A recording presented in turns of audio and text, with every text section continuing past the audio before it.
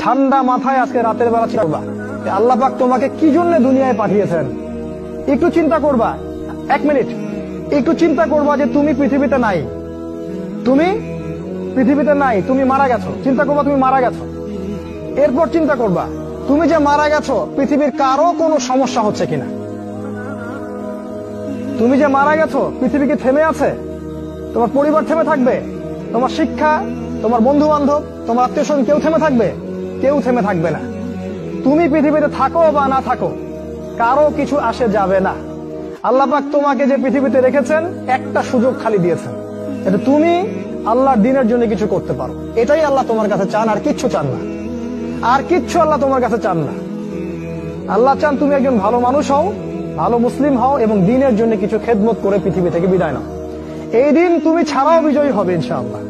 তুমি থাকো বা না থাকো এই দিন কিন্তু বিজয়ী হবেই। হয় তোমাকে নিয়ে হবে অথবা তোমাকে ছাড়াই হবে।